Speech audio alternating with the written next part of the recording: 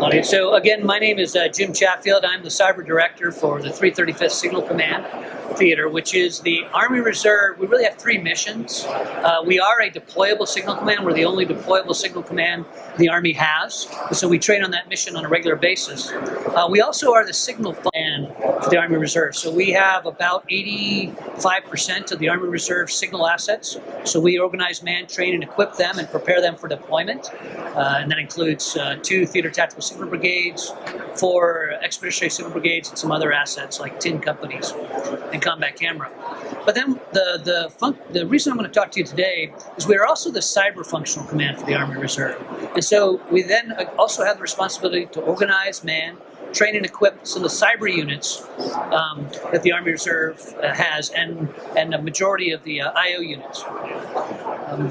What you see here on this map is just kind of a depiction. The command itself has units in 23 different states, as well as unofficial representation by soldiers drilling in both the UCOM and PACOM area. But you can see here the cyber and IO units that are in the Army Reserve. Most of the units you see up here are under the 335th. I'll talk briefly about the one IO unit that is underneath the US KPOC. But you can see that we're distributed around the country. I'm going to talk a little bit more about the function of each of these units. But what it allows us to do is to draw from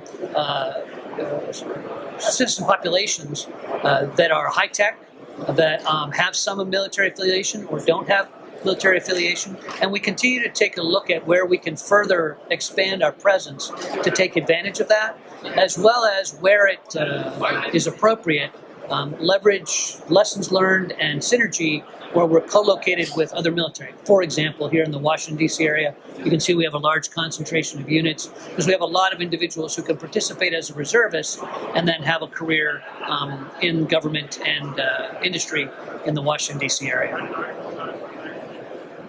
So this is not a very pretty picture, and I'm not going to really talk to it in great detail because I'm going to kind of introduce you all the other units. But what you see there essentially is most of the units that were currently exist in the Army Reserve or considering standing up that are cyber and IO focused are under the 335th. And I'm going to talk more about these units, but what I did want to do is just take a moment and talk. The 151st TIOG, I don't have a slide on it. It is another unit that is in the Army Reserve. For those of you not familiar with the Theater IO group, they are a capability. They really organize, man, train, and equip teams to go out and either provide IO FSTs to combatant commands, to Army Service Component commands, as well as they provide a few other IO information operations capabilities to units. I'm not going to give you too much more information on that unit, but if there are any questions concerning the TIOG, I'm glad to take them and either answer them directly or refer you to their higher command, which is the U.S. Army Civil Affairs and PsyOps Command, which is a sister command of ours. But what I would like to do is kind of talk through some of the units that are under the 335th. I'm going to very briefly highlight what our focus is as a cyber functional command. And then we'll jump into each of the units. So our focus, because we, the 335th, only deploy as a signal command, we don't deploy as a cyber unit, our real focus is getting the units ready to be delivered to the force, whether it be in a standard mobilization or in a couple of our units I'll talk about where they're actually part and parcel of an organization, whether it be an Army unit like the 1st IO Command, or a DoD or joint unit where we either augment the headquarters or provide a specific capability to that DoD agency or joint command. And our objective, of course, is to be the provider of choice, to make sure that we are doing the things to provide highly capable, highly effective, highly lethal from the cyber perspective, and relevant forces to the Army and joint environment.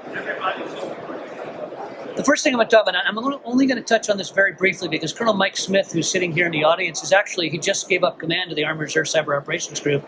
He's going to give you a lot more detail about that unit. That is the unit that produces the 10 CPTs that we're contributing to Cyber Mission Force. So I'm just going to focus on a couple of topics real quickly because he's going to give you a lot more information this afternoon around 14:30. However, our 10 CPTs are part of the Army Cyber Mission Force. Out of the 41 CPTs now that the Army is standing up, 20 on the active duty side, and 11 on the reserve component side. The Army Reserve Cyber Operations Group does represent 10 of those CPTs, and we are in the process of moving forward to deliver them with an IOC, or initial operational capability, and then a follow-on operational capability. You can see here laid out, this is some information that we've recently provided to Congress on our plan to deliver approximately 2 CPTs a year starting next year, actually starting this fiscal year, the end of this fiscal year, at an initial operational capability to be available for either joint or Army-specific missions. Those joint missions may be national, they may be DODN, or in the Army side, it could be at a tactical level or a service level. The biggest thing I want to emphasize here is that because we have units located all over the country, drawing from a lot of different skill sets that, again, Colonel Smith will kind of jump into this afternoon in the talk, what we want to do is make sure that we bring these forces available to the Army as quickly but as effectively as possible, and draw them from the various user populations we have around the country. So you'll notice that our battalions, which are located around the country, the NCR stands for National Capital Region, Northeast United States, North Central, Pittsburgh, all the way across the northern band, reaching out to Washington, Southwest, and then the West, is that we're actually staggering where we're drawing these CPTs to as we bring them on, so that we distribute the skill sets, distribute the capability across the country, but then also leverage the fact that we have expertise around the country. And again, Colonel Smith will talk more about some of that detailed level of what the various teams bring to the fight. But the big thing that I want to emphasize is that this is a partnership activity going on between the Cyber Center of Excellence, our cyber, and the Army Reserve and the National Guard is doing something in parallel. We're working together to make sure that we address the same standards that the AC has in as timely a manner as we can, and in a manner that is conducive to Army reservists still continuing their careers, and then taking on missions as soon as we can bring troops to task. We're already looking at a couple of missions probably starting here in FY18, even though we won't have actually reached initial operational capability for some of our first units until the end of this fiscal year. Again, I'm not going to spend any more time on the cyber protection teams because Colonel Smith is going to give you a more exhaustive presentation this afternoon that I think will answer a lot of your questions. So what I'd like to do is just run on and spend a few more minutes in my allotted time to talk about the other units that we have that deal with cyber and IO. The first of these, the first IO command, reserve element, is, sorry if I hold this thing. Okay. The first IO command is actually a multi-compo unit composed of active duty, reservists, contractors, and civilians. And actually 40% of their workforce are Army reservists. So when we talk about the first IO command, we really focus in on the mission statement for the parent unit, as well as the 2 battalions that are part of. Because as you can see from the next slide, we are integrated across their force structure. Okay, and you see down here, I mentioned before, there's 249 military, 163 active, the rest are reservists.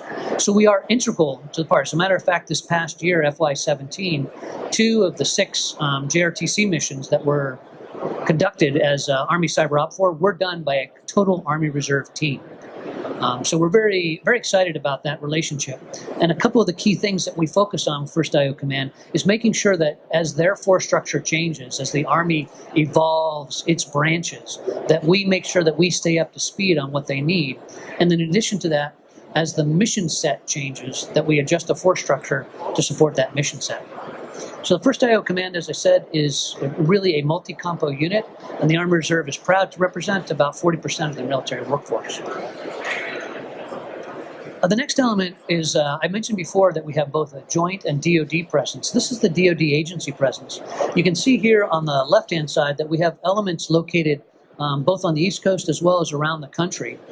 This unit is designed, as you can see from the mission statement, is to assist DISA in its cybersecurity and DCO mission set. Now, unlike the First IO Command, which is considered a multi-compo unit, this is actually a Army Reserve element or augmentation to DISA. So DISA could do its normal job, without this, but we enhance because we provide these teams either in an integrated where we take on certain missions like the vignette I'm going to show you here on the next page, or we are designed to handle their surge capability. And these teams, which are located, as I said before, around the country, are really composed of cybersecurity and signal planning and network design specialists. In particular, as you can see by this vignette here, our detachment that's located there at the DISA headquarters recently conducted operations in coordination with the DISA Global Operations Center to deploy the Forescout tool across as part of their network access control solution, and was recognized by Lieutenant General Lin for both that job as well as our support that we provided to an access control list sanitation activity that went on and a DoD Hack the Pentagon event. So these units train on a regular basis in a normal reserve status, and then what we try and do is tie their annual training missions and or their mobilizations to specific needs that DISA has, all tied back to this mission to be able to provide them cybersecurity capability and DCO on top of what is organic to their full-time mission. So it's our DoD agency, DISA in particular. Oops. And then the last unit they're going to talk about is U.S. Cybercom Army Reserve Element. So this is a typical staff augmentation type unit. In particular, the Army Reserve Element is part of what I'll talk about in just a moment, the Joint Cyber Reserve Element that serves as part of U.S. Cybercom. But our focus here, as you can see, is to augment within the staff directorates and the Cyber National Mission Force to give them that extra capability that they need. And in several cases, it's bringing unique skill sets to the fight. And a couple of examples that I'll give. The extra capability, recently the Army Reserve Element, as part of the Joint Cyber Reserve Element, about 18 months ago, certified to stand Jock Watch for U.S. Cybercom. So on their drill weekends, about every third drill weekend, the Reserve Element actually runs U.S. Cybercom Jock Watch. And in fact, was doing that role last fall when one of the largest cyber operations ever run by Cybercom was kicked off, and the alert process and the initiation of activities was done by the Joint Cyber Reserve Element over that weekend. So there's an example of where we come in and we serve the same role. But then we also bring a number of unique skill sets. So we have a couple of individuals who work with your Cyber National Mission Force and serve as part of this organization of drilling reservists that come in on the weekend. We have a few folks that are also on orders. But this one individual I was thinking of came in on Saturday morning, took a brief from a couple of the CNMF teams. He is a software developer in a civilian job and also is qualified in Intel. So he brings those two skill sets. They outlined a capability that they needed. He went off, programmed for about 4 hours, came back briefed them with the capability at around 1300, and at 1600 that night, they had put that capability into operational use and identified a key Intel product produced from that capability, all in one drill weekend. So that's an idea of where someone brings in those unique skill sets on top of their military training to augment Cybercom in this particular role. Now, moving forward, again, this was kind of a quick, I wanted to leave time for questions because I could talk many different vignettes for quite a long time. But moving forward, some of the key things that we want to focus on from the USAR perspective when it comes to cyber. We are a force provider.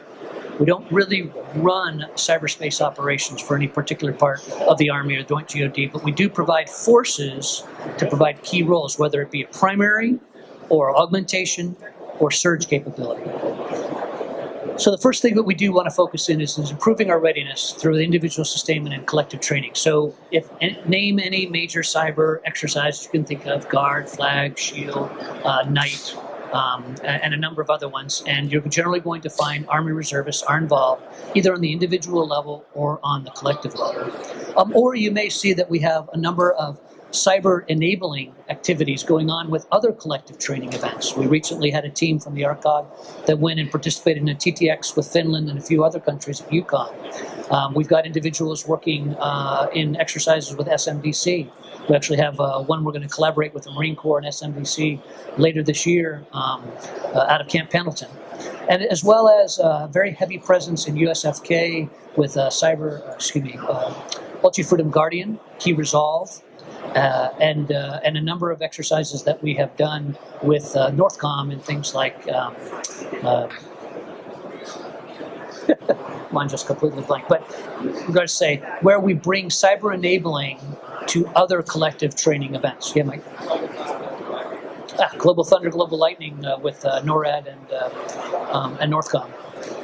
So we continue to do that. We also look for opportunities where we can partner with organizations. Currently, we're receiving some great sustainment training in partnership with some of the organizations out of Redstone Arsenal, where they deliver about 8 to 12 hours of facilitated live training for our soldiers on BTA weekends, so that they come back from school and they don't just come back and sit down and go through the key soldier training, but they also get time to spend in vignettes and scenarios with live Op4, keeping those skills fresh on the weekends so that when they're called upon, they're ready to do it.